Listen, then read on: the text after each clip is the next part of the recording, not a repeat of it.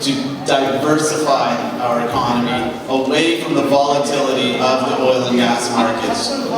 Currently, we are giving billions of dollars in subsidies to the corporations who make the most profitable product on earth. It doesn't make any sense at all. So we're just going to, well, reverse this and invest in renewable energies in the green tech sector, which is the fastest growing sector in Canada this year and in years previous. And also, yeah, we're going to invest in infrastructure because there's been such a dire need for infrastructure and for rail safety and things like that, which will put people to work and just keep our economy going. We're going to unleash an army of contractors and plumbers and carpenters and all kinds of tradesmen to, I'm sorry, I'm at a loss for words, to help the energy efficiency of older buildings, increase them to 80%. This is the Green Party platform. There's much more to it than that, but I won't go into it. Thank you.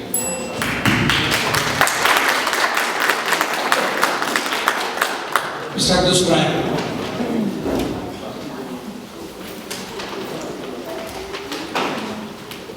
Well, you have been hearing the news in regards to $15 an hour for employment. Yes, that's the minimum wage increase federally across. That is one way to start off with. This does really resonate in our communities based on, the levels of work that's going. But the question is more about Alberta as a whole, the big corporation. How can we increase the value of Alberta that it produces? Yes, oil is our king and it is in our backyard. And I do want to say that NDP, the New Democratic Party, will be looking into diversifying in the manufacturing field. The biggest question is saying that's more in the east. But myself, as a resident here, I look down south and I drive through the Foothills Industrial Park, and I see big, large warehouses that are empty and therefore leased. And yes, we can attract people, and I want to be the forefront speaker to bring people into our area, to introduce new manufacturing jobs, whether it be in textile. As we grow, as the international airport grows, I will make sure that we have an attraction package that will bring these corporations in. Then, the next thing is my background is transit infrastructure. I believe the more that we develop in growth and extend our transit hubs and our infrastructure, our bridges, that will create jobs, especially when it comes to the trades. This does resonate in our community, for County Forest Law. It does. That's one minute. Make me nervous. My point about infrastructure, Jack did say about some of the bridges and buildings are 80%, trying to bring it back to a better standard. But there is new growth as we grow. We've reached over 1.2 million. We want to grow further as we attract new workers, new immigrants to our communities. We want to have all these infrastructures ready rather than being lagging behind. That could go into hospitals. That could go into new doctors and nurses, into Alberta, and attract more economy from abroad, especially south of us and other locations.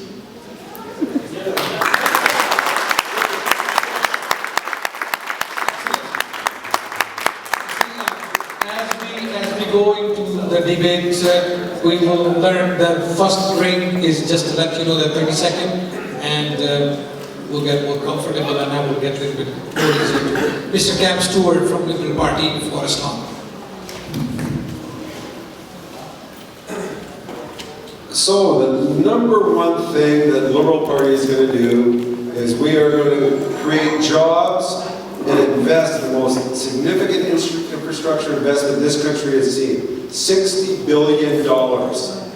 And yes, that means we're going to go into a little bit of deficit. But now is the time, if we want to help our people across this country, and here in Calgary, we need to invest. This area, as I mentioned before, this area has one of the lowest per capita incomes in Alberta. This is not a time to be taking about. It's a time to be investing in our people, investing in infrastructure. And infrastructure means a number of things for this riding. It means investing in schools, investing in roads, but most important, it's in affordable housing and childcare.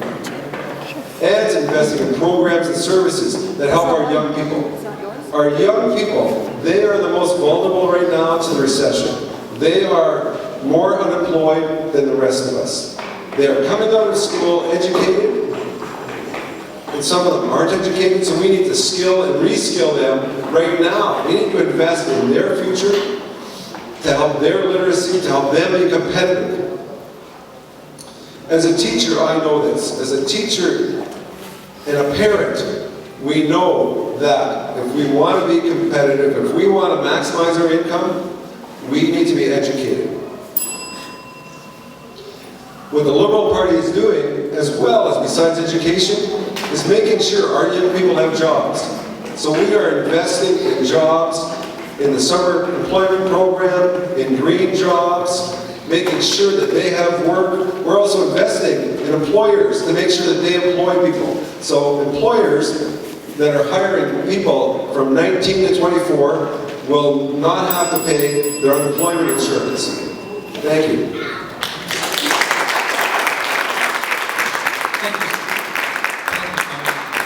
Now they have verses? Verses, yeah. You know, as we go through that, verses of Democratic Advancement Party of Canada. Please, 2 minutes. Next. With the economy, I'm proud to say that I am a born and raised Albertan. And I'm sure that we all know somebody who's worked up north, who's worked in the patch, who's worked with oil, and has felt the hit that this recession has come.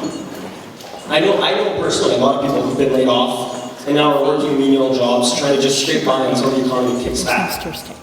What we would do with the Democratic Advancement Party is we believe that it's not the government's job to create jobs. We believe that it's the government's job to encourage the private sector, to encourage small business, to come in and pick up that responsibility. We want to work with the private sector to help them bring in jobs, get these people back into work, making good money and boost our economy.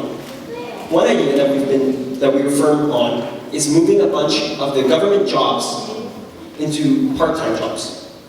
This way, we can loosen up some of that money and we can put it back into the private sector. You know, it's another issue that I find personally concerning and that the Democratic Advancement Party finds concerning is that our oil is not being refined here.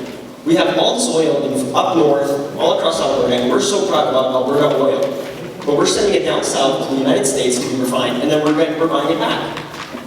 We want to encourage the private sector, we want to encourage Canadian companies to start refining here in Canada and here in Alberta.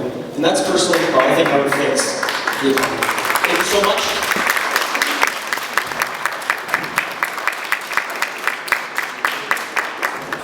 Thank you very much. I just received a message on a Twitter, so people are watching on the YouTube, from Sumbal Bhatt.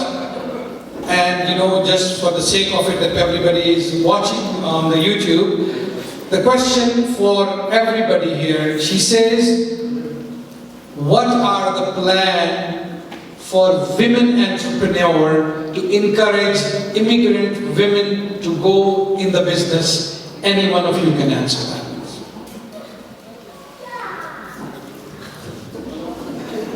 Have the men answer about the women.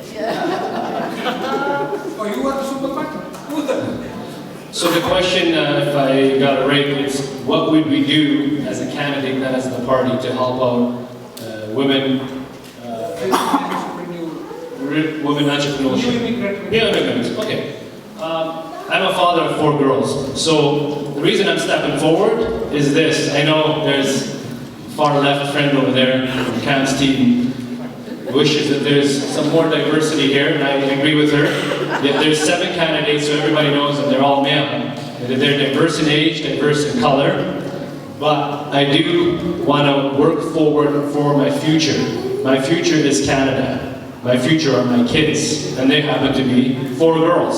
Yes, they're descendants of immigrant families, like myself, and I will be working hard in that sense to push females into the entrepreneurship.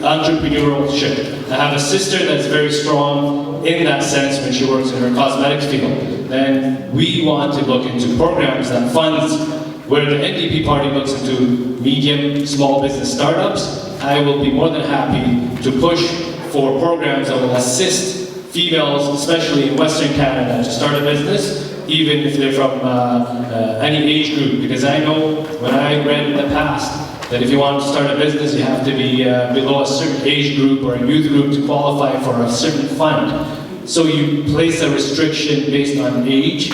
I think it's false. Somebody, somewhere, that is a female that has an idea that needs to be grown. How do we help her? We help them with tax breaks. We help them with setting up and some good mentorship. And I'd be more than happy if there's a female in our riding that wants to start a business to even be a mentor and help and assist on the side.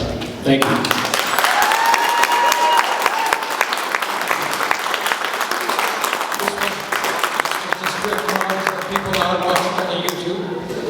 Another question, but I will ask them. Now we have 3 more questions, but this I will ask because they are not relevant to business.